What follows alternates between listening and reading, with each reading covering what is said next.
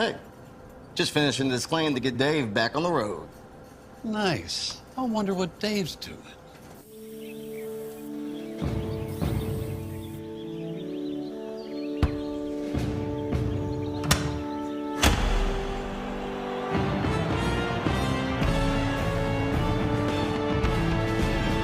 You do your thing. We've got you covered. Hey, is the power off on this? I don't know. Just take it off. Safety violation, unsafe work conditions. In the construction trades unions, safety is our highest priority, and we train you to recognize and speak out on unsafe working conditions so that everyone arrives and goes home safely. Learn about careers in construction at georgiaconstructioncareers.com. All right, good afternoon and welcome to the 281st episode of the Alfa Insurance Georgia Pep Sports Drive for the GHSA State Title. Today we've got a big guest. It's going to be Josh Skelton, head coach of Newton. We're going to talk about the Rams' great start and their big win over Grayson this past Friday night. We'll also get into the latest composite rankings, but let's go ahead and get started with Coach Skelton. Good afternoon, Coach. How's it going? Everything's going good. Thanks for having me. For sure. And so, I mean, you look at this 6-0 start that you guys have had, the big wins, I think that speaks for itself, but I wanted to get you on to kind of put it into perspective, just what you've seen from your guys in this team this year.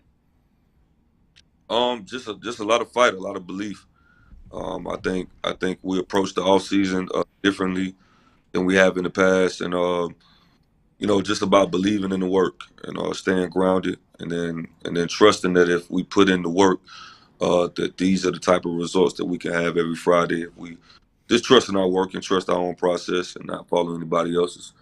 And I think it's worked out for us. Obviously, we got a long road ahead, but so far it's been great.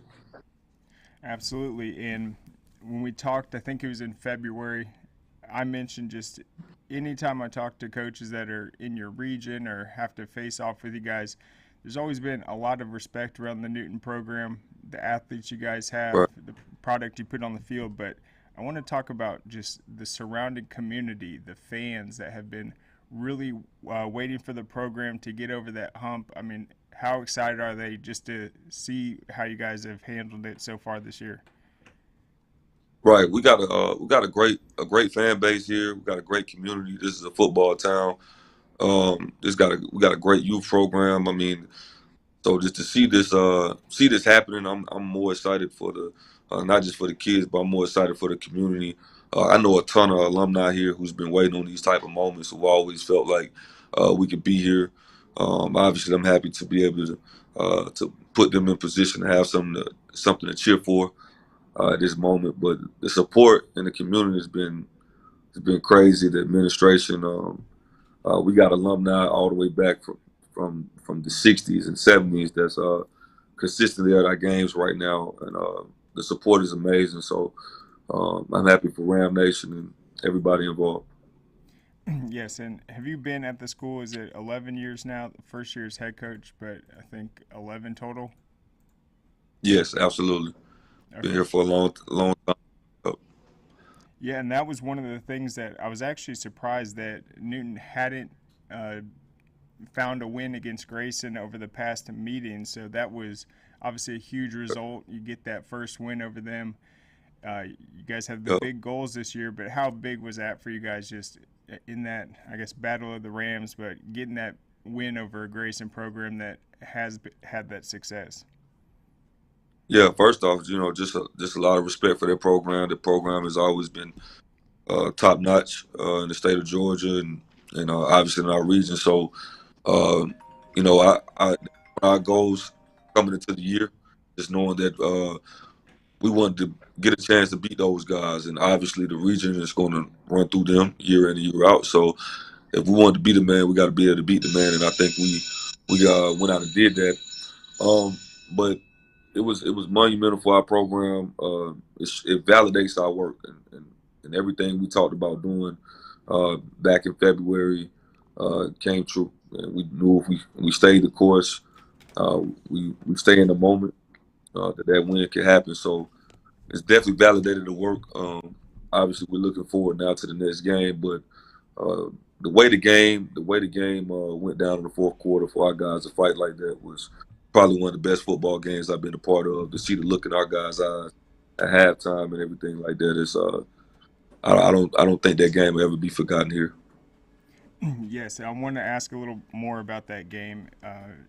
Tremendous, the way you guys responded, closed it out to get that victory. It was on the road. Yeah, just talk about how the game played out and what you did see from them, just how determined they were to go out there and pull out the win. Yeah, I think coming into the week, we had our best week of practice.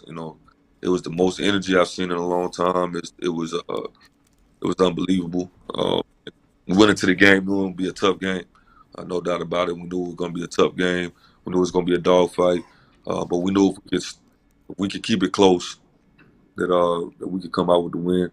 At halftime, it was looking in those guys' eyes, we didn't do anything X's and O's wise.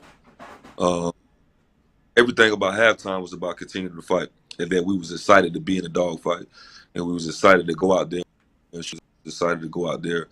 show that we can outwill our opponent in this fourth quarter or in the second half in general. So our guys never felt like we was going to lose the game.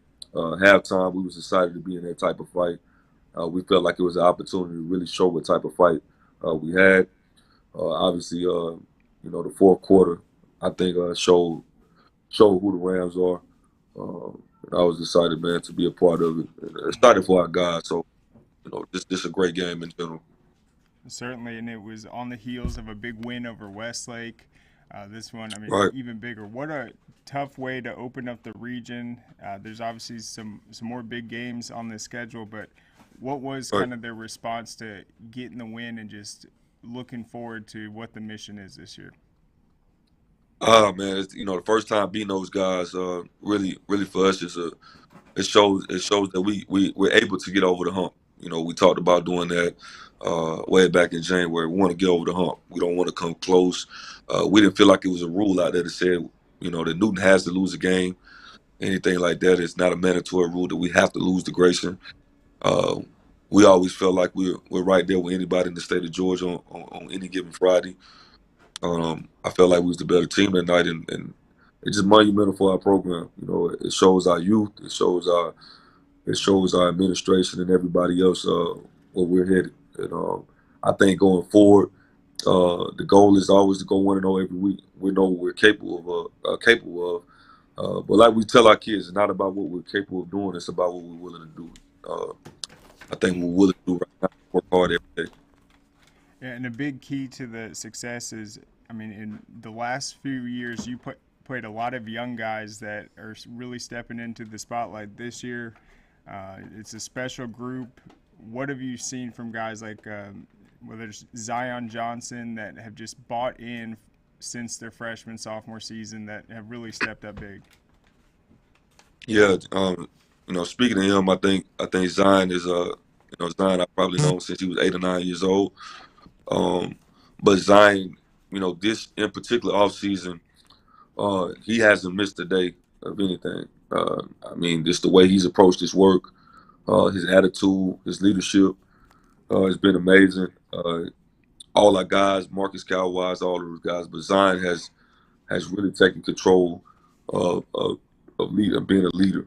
Hasn't missed anything. He takes film serious. How he walks through the hallways, how he carries himself, his maturity is what I call a talent. His maturity itself has put him in position to go out there and respond each week. And the way he practices is very hard. He believes, and when he believes, and the rest of our team believes. I want to make sure we shout out Marcus Calwise, Ephraim Wright, Keon Davis, Deron Benson. All those guys have taken leadership roles as well. So excited about those guys, and I think we always got a chance as long as those guys stay locked in. For sure. And Marcus, he had an incredible game, kind of did it all offensively. Clearly, Right. that had to have been really exciting, just the way you guys executed some of those big plays in that game. I mean, what was kind of the big moment where you guys regained the lead? Just, I mean, how hyped was that sideline? I mean, the sideline, we call them the juice crew. So our sideline, we nicknamed them the juice crew, but our juice crew was always into the game. The excitement from the sideline was unbelievable, and just the excitement from the crowd. Just hearing our crowd, it really did feel like a home game. Just from our side, I mean, it was unbelievable. I think the critical play in the game, Marcus making a big time catch on 4th and 17. And I think, before that play happened, he looked everybody in the eyes. He said, "I want the ball, and trust me right here." And we went off of that. They talk about the leadership, the trust between the coaches and players. We trusted Marcus. Marcus wanted the ball in that moment. He came through for his team. So the excitement from the crowd plays a major part in the game. Our fans travel well, and we expect them to the entire year. Yeah, and then you talked a little bit about the administration. I think from what I remember, Coach Grant went into the AD role. You took over as head coach. That kind of made this a smooth transition. But, I mean, is this exactly kind of what the vision was when that move was made? Yeah. Yes, absolutely. This is a move right. I don't think anybody inside the building is surprised. I mean, we talked about doing this. We knew this was possible if everybody put in the work. But from the administration standpoint, the support is unbelievable. It's a football town in general, but the support here giving us every resource we need to go out here and be successful, and all the support that the student athletes are getting around here is incredible. Our entire administration is doing a wonderful job. We appreciate them. We know we couldn't be there without them. So the support we're going to continue to get is going to continue to let us have success. So we appreciate them. Coach Allen, who first brought me on, is now actually the AD. Coach Grant is the assistant AD. But just having football-minded people in there is a blessing. I know that from talking to other people. So those guys are football-minded. Two former head coaches understand what it takes to get here. So we appreciate their support. Yeah, and I know in the past, I mean, we mentioned all the guys that have come through the program, done great things, gone on to the NFL, tons of college programs. But, I mean, how does this team compare, just whether it's the offensive balance, what you guys are able to do, just passing the ball, running? I mean, how dynamic do you think this group is? I think this group is very dynamic. It kind of reminds me of the 2014 team. I want to say the 2015 team. We went to the third round, and Romario Johnson was a sophomore. I was a part of that team. This team right here is not about the talent. We got a ton of talent on this team. Don't get me wrong. This team is special because of the culture that they created. Right, it's player led. It's relationship based. Each kid on this team know that every coach on this staff will run through a wall for them, and in return, they run through a wall for us. We want the best for these kids on and off the field, but what's special about our kids is the culture that's inside. We're work-based, so everything that we've done this far is based off the work that we put in. We're 7 days a week. We've never taken an off day. These guys are bought in to what it takes to get to Friday, and they're process-oriented and not result-oriented. And that's what our team is about right now. They don't feel like they're going to lose any Friday as long as they do what they're supposed to do. So we're just focused on the process. It's all about the moment. These kids are special, the leadership. And as long as we do that, that's the difference with this team and any other team we had. Our culture, it's just superior right now. Yeah, I think you see it because, I mean, in these games, you guys aren't going out there just trying to light up the scoreboard. It's like a complementary football style, a winning attitude, right. One play at a time. Just talk about that and just how the defense has really bought in as well and what you've seen from them at this point in the season. Yeah, I think going out and getting the OC like Marcus Brown was big, and us putting together a staff and it was huge because what we talk about every Sunday is just playing complementary football. Whether that's 60 points, whether that's 21 points, it doesn't matter. We want to come out on top, but we got to play a certain style of play that complements each other. Um, and right now, defensively, we've been playing really well. Those guys on that side of the ball have a lot of pride. They feel like they're the best in the world, as long as they come out and play their style of game. So offensively, those guys are explosive. We got a good running game. We got a very, very good young quarterback that believes in himself and believes in the team. And we want to always make our culture on special teams. We feel like, we put the most stock in there. Even our guys are begging to always be on special teams. So, want to play complimentary. Proud of them guys, man. And as long as we do that, we got a chance. Yeah, talk a little bit more about your sophomore quarterback, Benson.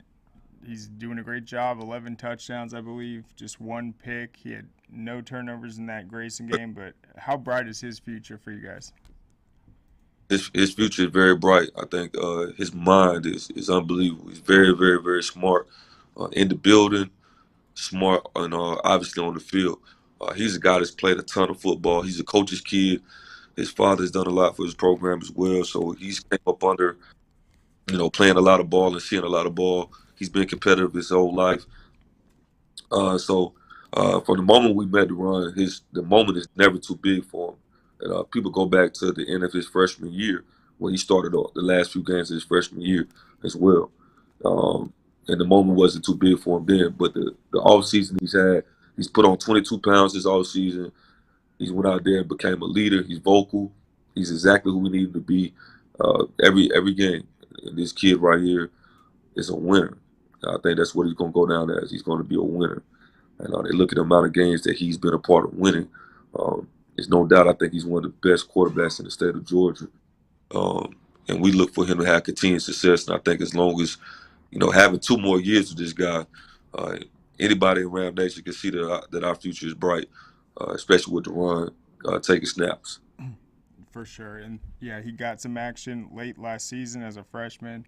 Comes in knowing that it's his job and definitely has gotten it done. Right. But you guys are on the bye right now. Just Right. and how healthy is the team? Just what's the game plan going to be this week in East Scouting? Yeah, no doubt. I think right now we're as healthy as we've ever been. We've been knock on wood, we've been great in the health department, so to speak. So and we don't call it a bye week. We always talk about a work week. So these are, this has been some of our harder practices. We're competing at a high level each day in practice. Yesterday's practice was great. The amount of 110s we ran and seeing those guys compete, the way we lifted yesterday was dynamic. And to see our best on best periods have been truly amazing. To see these guys go out here and compete and iron sharpens iron. So it's been great. Obviously, we touch on our next opponent as much as we can, but no doubt about it, this work week right here is about us and being able to get better and being able to see how much it's all about how much better we can be. We don't want to survive games. We're not a team that's going to be hunted by anybody. We want to go out here and hunt each week. And this week right here is critical to us to get better. I think we're doing that. Every kid is out here practicing hard. We got no kids out. Everybody's early to our meetings, so it's been great. The excitement is here, and the competitive nature is existing in our program right now. Yeah, and it seems like they're just really bought in. I mean, when we talked in the off season, you were mentioning that guys will come up on the weekend, will leave the weight room open, Yep. they'll come in there just on their own time, and just are really hungry for this season.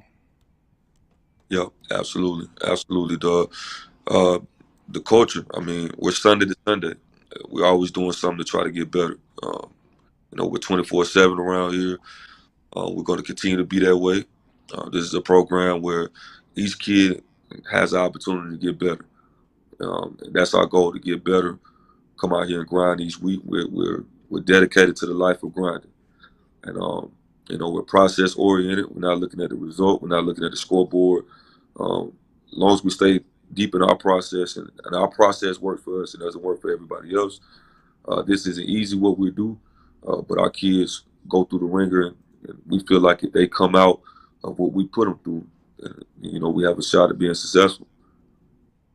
Absolutely. Well, Coach, thank you so much for coming on. Best of luck the rest of this season. It's the bye week. We're going to try to check out some of the huddle film. I know this is a big week for the kids to kind of chop it up Right. and get it out. So I really appreciate your time, Coach, and congrats on the big road win. Thank you. Thank you so much for having us, and look forward to more. All right. Awesome. Thank you. Yep, go Rams. All right, so there you have it. An unbelievable 6-0 start, the win over Grayson, and you can just feel it. This is a special year. I think that's so key about just the respect around the Newton program. We talked to a lot of coaches. They know that it's a tough matchup. They've had big upsets before. They can play with any team. It's just been about when's that season going to come. You mentioned 2014 getting to the third round. They believe that they can be a quarterfinal plus team every single year. That's their goal. And this is the year where they want to take that big step and get over the hump. One of the first steps of that is getting a win over Grayson. Mission accomplished. And so at this point, they're scoring 36 points a game, allowing just 8. That complementary football, both sides of the ball getting it done, and then just the response in the Grayson game, making the big plays when you need it, coming out and getting that victory. What an accomplishment so far, and it will be fun to watch them moving forward. But let's go ahead. We'll take a quick break, thank our sponsors, and we'll be back on the other side.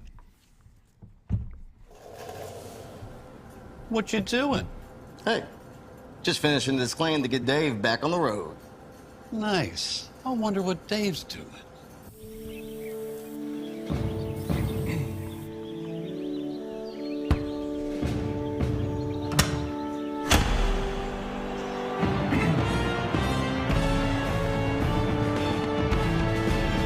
You do your thing. We've got you covered. Hey, does it matter if this leaks? It don't matter to me, can't see it from my house. Illegal use of hands, improper training. GeorgiaConstructionCareers.com has 14 different highly skilled trades with tuition-free training in our certified apprenticeship programs to train you the right way. Find your career at GeorgiaConstructionCareers.com.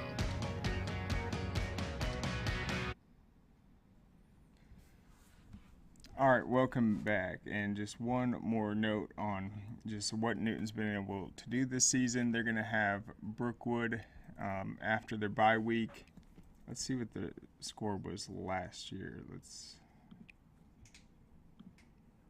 Last year they fell close game to Brookwood, 31-23, and then the following week they went on the road, beat a great Parkview team, and then closed out with wins over South Gwinnett and Archer before falling to Marietta in the first round. This year, it's been quite a different story. They had the obviously big win over Westlake. Westlake got that win last year. I think they set the school record against their rival Alcovey in the 54-0 victory. That's the biggest margin they've ever had. And then in the newsletter today, they are going over who are the most improved teams in the state in terms of margin of victory, and then comparing last year to this year. And Newton is at the top of 7A, a plus 22.64. They are only behind Douglas County in 6A, 26.1 points. So they are the second most improved team in the entire GHSA right now. Some other names on that list, you got Thomas County Central, Spalding in 4A. They have definitely been a noticeable turnaround team. You got Greene County down in Class A, Division 2, and then Mary Persons. We saw what they just did in their huge win over Prince Ave. They're at a 16.7. GAC, Ola. So you look at all these teams that have made strides, to have them at the top in Class 7A, that is huge. They're a top 5 team for a reason, and that record speaks for itself. The results do, but it's just great to kind of get an insight on what their attitude is on how this start's going to impact them moving forward. But let's look at the composite rankings now. What we do every Wednesday, sponsored by GeorgiaConstructionCareers.com. So in 7A, were there any changes? Obviously, Newton is in the top 5 now after the win over Grayson. They come in with 33 votes ahead of Carrollton. That is massive. If you told people at the beginning of the season that Newton was going to be ranked higher than Carrollton after 7 weeks, and just compared the schedule and say, oh, by the way, Carrollton's only loss is going to be like a 1.1 to Hughes. That's just how impressive Newton has been. The big victories over Westlake, Grayson, and just the blowouts they had before that. But Buford still is at number 1. They have 57 total votes out of the 60. Mill Creek continues to climb. They're at 52. So people obviously weren't sure what Mill Creek was going to be able to do. Every single week, though, they continue to just impress. They're going to have a big matchup coming up against Buford, though. It was huge last year. It's going to be just as big this year, even without Caleb Downs and the great running back last year for Buford. Now teammates at Alabama. Star power still there, and the stakes are still the same, a 1 versus 2 potentially. Then Colquitt County at number 3. Walton comes in at number 4, right above Newton. And then rounding out the poll, you got Carrollton at 6, Parkview at 7, Westlake at 8, Grayson at 9, and then North Cobb at 10. And so I think if you'd look at that top 10, Newton has the most top 10 wins right now. Beat Grayson and Westlake. Mill Creek has beaten Parkview, that's 1. Walton has just beaten 1. So yeah, 2 top 10 wins.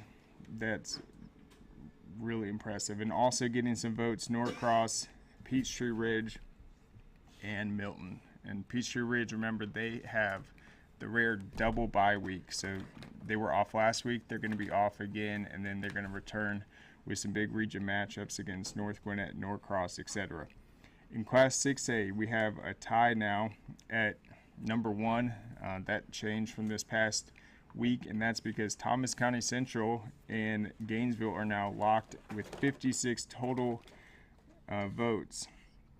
The reason for that, the Maxwell Computer Ratings has Gainesville at number 4.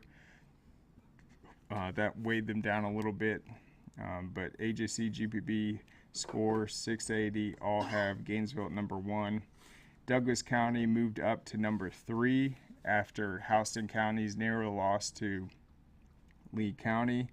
Lee County comes in at number 4, Hughes at 5, Houston fell to 6, and then you have a tie for 7th with Marist and Roswell with 20 total points. Rome comes in at number 9. They just continue to dominate their region once again. You got Woodward Academy at 10, and then North Atlanta is the only other 6A team that has received a vote, and they come in at number 11 as a result.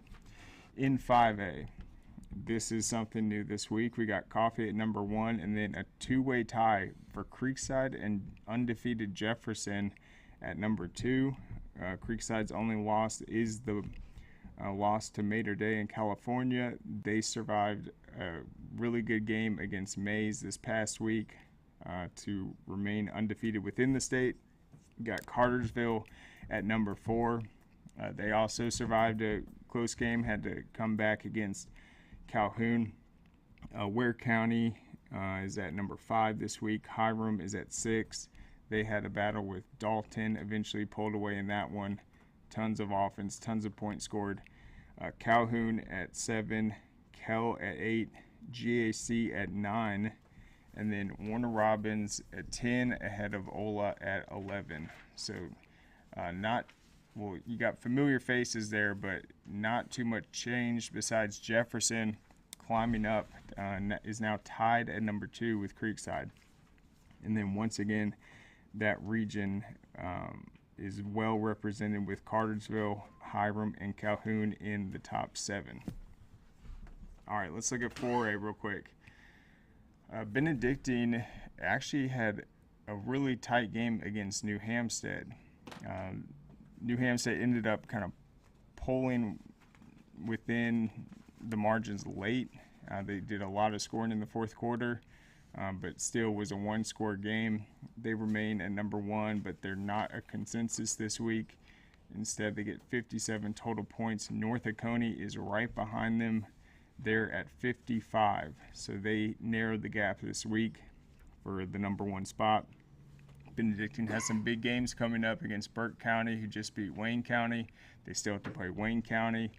So can someone hand the Cadets, which I think that would be their first region loss and loss within 4A in 3 seasons. But New Hampstead gave them their best effort. I think showcased how deep that region's going to be as one of the teams that's going to fight for a playoff spot.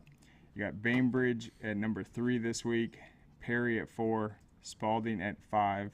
That Perry-Spalding game has been a big battle the last several seasons. They kind of split that, and it looks like they once again are on a collision course for the Region 2 title. Burke County remains unbeaten at number 6. As we mentioned, they just had their big win over Wayne County.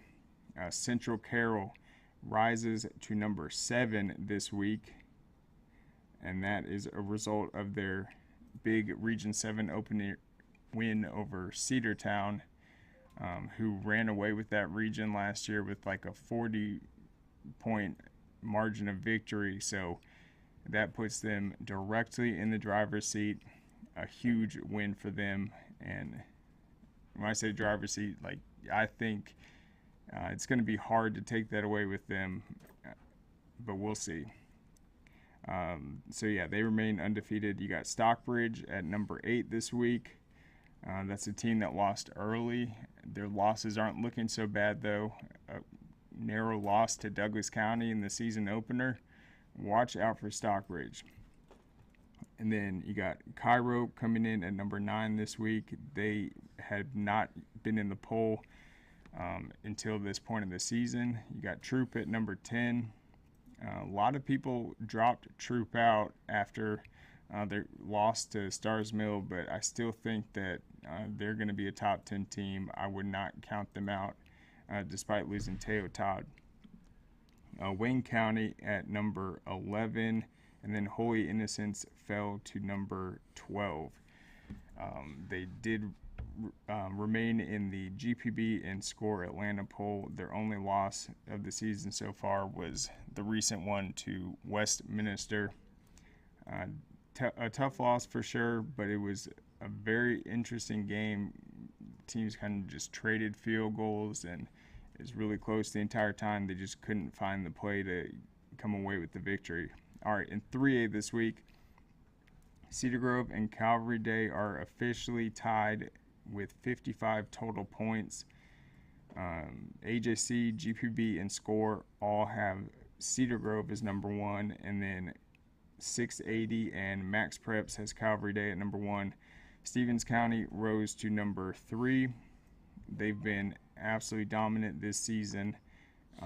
The Maxwell computer ratings actually have them at number 1. They're right behind those two teams with 52 total votes. They could just with a couple of those 3s going to 2, the math could play out. They could very well take over number 1 in 3A. You got Mary Persons rising to number 4 after their big win over Prince Ave. Savannah Christian at 5, Sandy Creek at 6.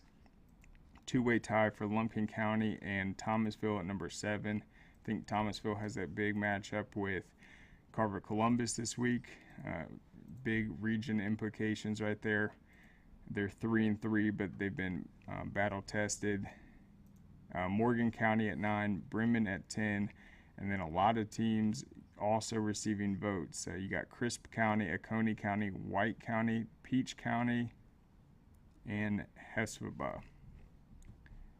And that's interesting. Oconee County and Peach are 2-4, and they're representing the poll. So 3A, I think more than any other classification, schedules a lot of higher classification matchups, so that's not surprising. All right, Appleton County remains number 1 in 2A, ahead of defending state champion Thompson. You got Northeast, Pierce, and Callaway rounding out the top 5. Didn't see too many other changes. Cook did come in at number 11. They received 5 total votes. They're in the 680 and Max Preps poll. And then Fellowship Christian recently had a big win. They come in at number 10. In Class A Division 1, Prince Avenue's loss to Mary Persons dropped them to number 2 in the 680 poll. Swainsboro took over, but the other 5 outlets have them remaining at number 1. We'll see if that was just I think that put an end to their 20-game win streak, one of the longest active ones in the entire state. But I think they'll respond just fine. But they did give up a ton of rushing yards. I don't know if that was just something that they were able to take advantage of schematically, or if it was just a situation where a guy just goes off and just has one of those days. But 59 total votes, Swainsboro 54, Rabun County comes in at number 3. You got Tryon, Elbert County, Dublin, Commerce, Brooks County at number 10, and they are 1 and 4. So that is very interesting. I think they recently lost. Who was that? I think it was a 4A team that just beat them. All right, and then in Class A Division 2, you got Schley County at number 1 with 59 total votes. So I think this is the first week of the season that we don't have a consensus number 1. So I find that a little interesting. Things are starting to shift a little bit just at the top, but so no team's really running away with it, and that's a good sign. All right, so here's some other news that I want to get into. 2 weeks, so a week from this Friday, we have selected our football matchup that we're going to be televising. That's going to be North Paulding at Harrison. Should be a very exciting region matchup. North Paulding's the defending Region 3 champion. Last year was just the second time in their school history that they won a region title. One of the reasons they were able to is they overcame losing to Harrison and then having the big wins over, I think, Hillgrove. Let's see.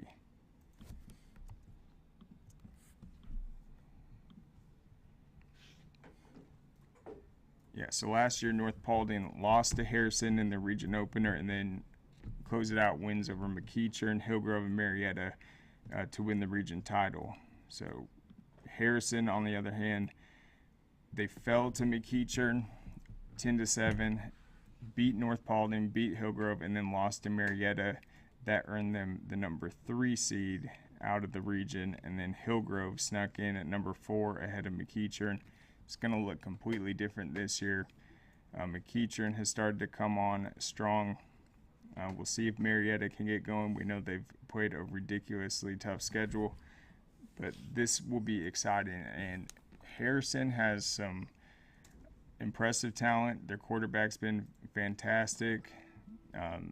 Harrison's a school that routinely has big-time prospects at the quarterback position going back decades, and then defensively this year they look very stout. Last year they allowed 26 points per game. This year they're only allowing 8. They've only given up 53 points through their 6 games so far.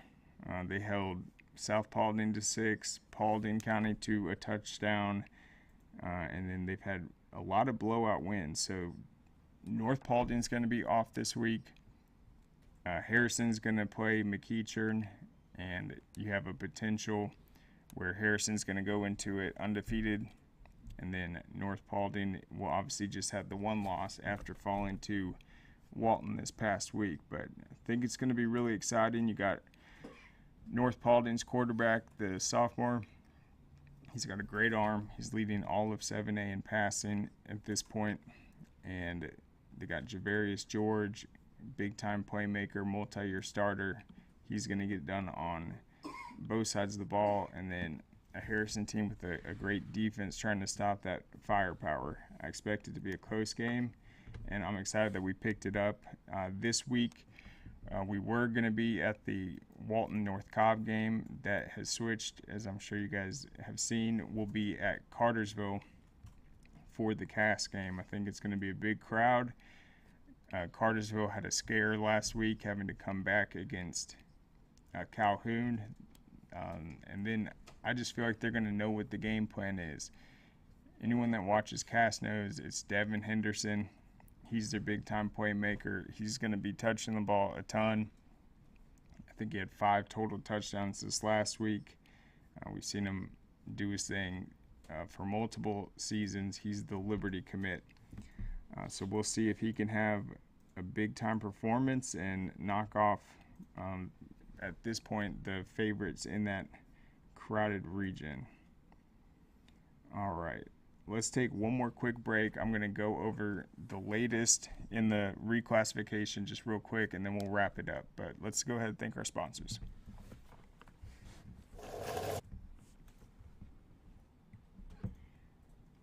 This claim to get Dave back on the road. Nice. I wonder what Dave's doing.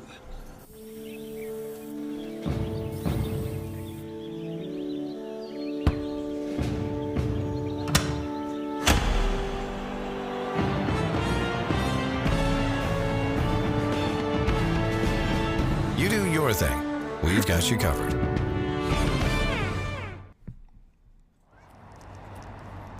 Dang, where you get this car? You need to join the union. The union? Absolutely. You can get 10 of these. Union construction workers earn the highest wages with the best benefits and the most protection in the construction industry. Find your career in construction. Go to GeorgiaConstructionCareers.com and start your future today.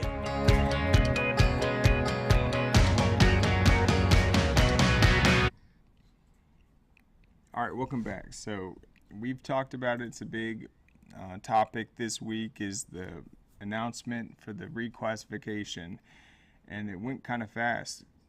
We got news that they're going to put all the private schools in that 3A to A division. They had a meeting on Sunday. They put a vote to it, and then on Monday it became official.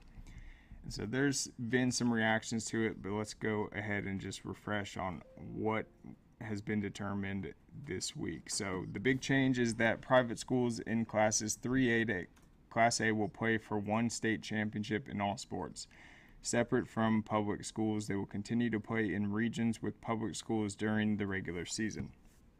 The GHSA will use a points-based power rating to seed state playoff brackets in classes 3A, 2A, and A, as well as the 3A to A private division. So I had this article I wrote yesterday on how the ratings have worked in the past. All right, so in the past, if you win your region, you're automatically seeded into the playoffs. And then the power ratings formula determines the rest of them. Oh, great, my link didn't work. But basically, it's really interesting. If you play up into classification, that game's going to be worth more. If you play down, that game's worth less. They also have a formula for the overall strength of your opponents. And then because it's a 10-game season, you add that number up and then divide it by 10. That's going to be your power rating. In the past, they've used Max Preps as the official, and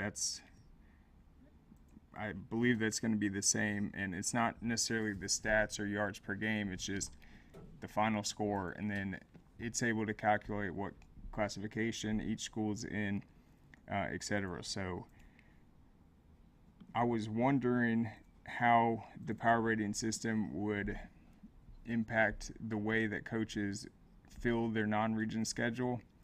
But going back and refreshing myself, I don't think it's going to change that much, because if you're playing up in classifications, one, you aren't going to get as punished as much for a loss, and a win, the rewards are higher in the rating. So I don't think it'll really change it too much. It honestly just makes those games count a little more. So that is an interesting aspect. Well, let's get back to it real quick on the details. So power ratings for 3A, 2A, Class A, and also that private division, the A to 3A. As decided earlier this year, Class 7A will cease to exist. However, because of the addition of the 3A private division, there's still going to be 8 championships given out. It's going to be Class A Division 1, Class A Division 2, 2A, 3A, 4A, 5A, 6A, and then the private one. So still going to have 8. All right, in early November, the GHSA will divide its 457 member schools into 6 classifications, and it will really be 7 when Class A is split into Division 1 and Division 2. Here are some opinions, observations, and background on what happened on Monday. So that is why it's a little confusing, though. On paper, there's just going to be 7 classifications, but then the playoffs, there's going to be 8. Explaining that to people for the next 2 years is going to be really fun. Wait a minute. How many classes are there? I thought there was a 7A. That's going to be fun. All right, so get used to it, guys. All right, despite what cynics might say on social media, public schools are not afraid of competition. They have legitimate competitive balance complaints that most private schools concede, and it's not about everyone gets a trophy. There will be 8 state football champions next year, just like this year. So I'm going over some of the responses to that. And I tend to agree with that. Some of the debate over this, it makes it look like all this is just the result of public schools complaining about not being as good as private schools. But obviously, you can't just factor that in. There's public schools that historically dominate every single year. And then let's just get into some of these other responses. Now, here's the defense from the private schools. And private schools don't recruit any more than public schools do. Illegal recruiting is not the real issue. That was another response. Private schools are willing to play higher than their enrollment numbers. Private schools, I should say, that are willing to play higher than their enrollment numbers would place them in concession to perceived advantages, but want to compete for state championships against public schools. They feel bullied by the public majority. So what that is saying is, a team like Benedictine, they only have 400 students. It's the only all-boys school. They choose to play in 4A. You can't take their enrollment number and calculate them into it because it's a special, unique circumstance. And so what they're saying is, let's say Blessed Trinity, Mary, St. Pius, they say we want to play in 5A next year, even though our enrollment numbers are 3A. That's giving off the perception that they know that they have this advantage, but what they're saying is really they're just playing in that because maybe it's a regional concern. They want to play the same teams they've been playing. They want to play close teams. They don't want to travel as much. Maybe they don't want to be in the Class A to 3A division. So just because a team wants to play up doesn't mean that they're admitting that they have some advantage, is what they're pointing out. All right, so while it wasn't the main news Monday, the GHSA also voted that the reclassification proposals in the future must be presented in writing to the GHSA office 1 week prior to when the proposals will be considered. I can only imagine if you have like a meeting and you're asking people, hey, what do you think we should do with reclassification? And every time someone mentions something, someone gets a new idea. It's like a never-ending meeting. And so I think that's a good workaround. It's like, hey, you got to send this in writing before the meeting, and that might add some brevity to the situation. All right, a couple more. All right, the 3A to A division is divisive but not radical. This is someone's opinion. All private schools currently in classes 3A to A were in Class A private and playing for private-only championships as recently as 2022 to 23.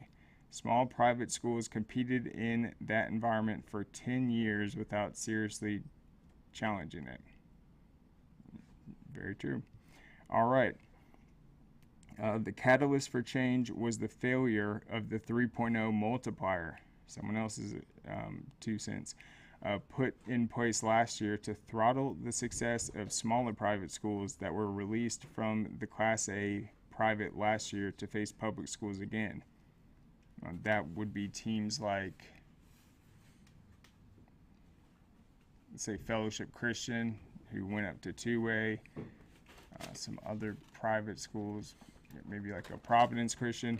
All right, the 3.0 multiplier counted out-of-zone students 3 times when determining statistics the GHSA used for reclassification. The 9 largest private schools, all playing above 4A, won about 40% fewer titles from 41 to 24, but the smaller private schools feed from the Class A private won more than twice as many state titles, prompting the public schools to cordon them off again for the next cycle. Very astute observation right there. But yeah, you can get all this. There's tons of articles about this, just to get a good understanding on what's going to be unrolled next season. I think it's interesting. It will change the power ratings. That will be an interesting thing to factor in as well. And then obviously there's an appeal process with that also before it's finalized. And there has been power ratings not only within Class A in the past. When we went up to Class 7A, there were some 3-team regions at one point, and so you would have an at-large team. That was also the same power rating system used to determine who got in. That was, I think, several seasons ago. Marietta got in. That was Harrison Bailey's freshman season, based off the power rating. So it's not exactly just like a foreign concept. They know how to calculate it. But we'll be back tomorrow with Keeping It Real with Najee Wilkins. That will be 2 o'clock. You can check out yesterday's episode of Underrated and Overlooked. We did some film breakdown and also covered college, pros, high school, all that. And then I'll be back on Friday, and then we will see you in Cartersville. But thanks everyone for tuning in, and have a good week.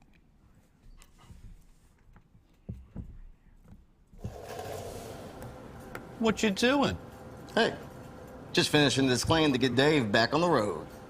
Nice. I wonder what Dave's doing.